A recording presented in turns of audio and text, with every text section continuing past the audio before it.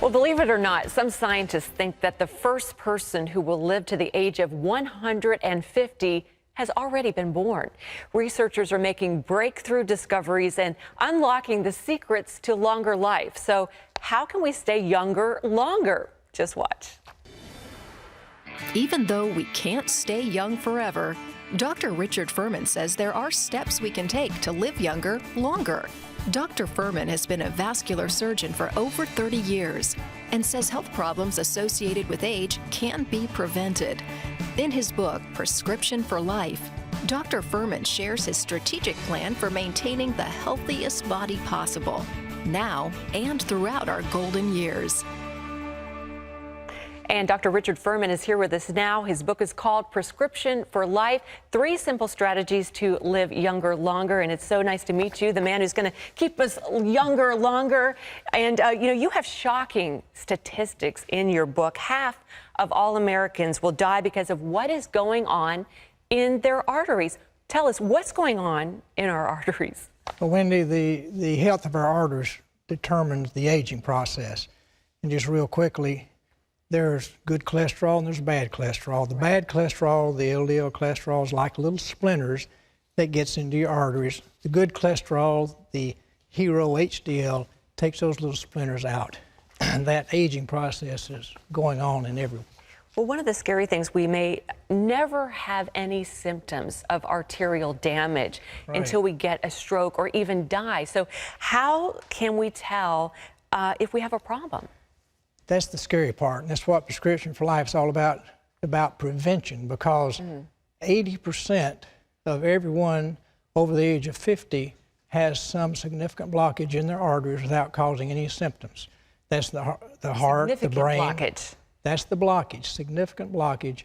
So you don't want to wait till symptoms. 2/3 of the time with a heart attack, the first symptom is a full-blown heart attack. So don't wait on symptoms. Sorry to interrupt. That blockage is caused from what we're eating, right? Caused from that bad cholesterol that we're eating, the wrong foods. So the bacon that we love. Right. Okay, we're going to get to that in a minute. But you said that the clogging of the arteries, it leads to more than just heart disease. You've also say it's linked to Alzheimer's. How so? Well, there's a lot. I think the Prescription for Life is a review of the medical literature written in layman's terms, and there's one good article in the Journal of the American Medical Association that I think says it all. That Alzheimer's, they took 1,800 people, followed them for 14 years. And this is what they found. The ones that ate properly, like we're talking about, against the ones that didn't eat properly, they had a 40% more chance of Alzheimer's than the ones that ate poorly. Okay, so what are the 3 lifestyle changes that we all need to make if we want to live younger longer? Well, there are only 3 that we have control of, and that's the foods that we eat or we don't eat.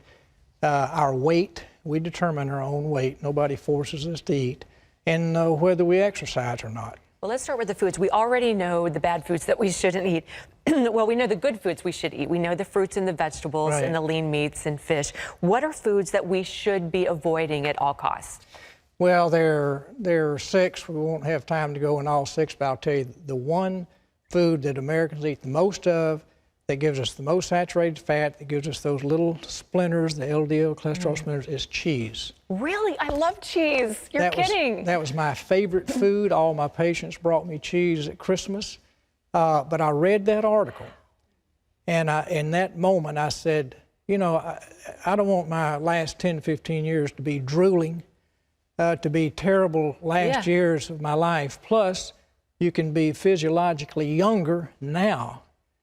So I gave up cheese. If I could have given that up, anybody could. I thought you were going to say, bacon because it's pure fat and delicious, or a big juicy steak. But you're saying cheese. That's amazing. But look at the French. They eat less of cheese, and they're slender, and I don't know how long they live. They might not live to be 150. But, okay, so let's move on to maintaining our weight is number 2 thing that we need to do to live healthier longer. What is a healthy weight? Well, the BMI is what the government goes by, but it gives you like a 30 or 40 pound difference. Go to prescriptionforlife.com and explain how to get to an ideal weight. But the main thing is less than 12% of Americans are at ideal weight, so don't worry about that. Assume you are overweight, and how do you get that excess weight off? And that's the key. And then just how dangerous is a sedentary life? We know exercise is actually, that's the number 3 thing, a life of exercise. Right. How dangerous to our arteries is a sedentary life? It's probably one of the most dangerous things that we do, and over half of Americans are completely sedentary. They don't do any exercise at all.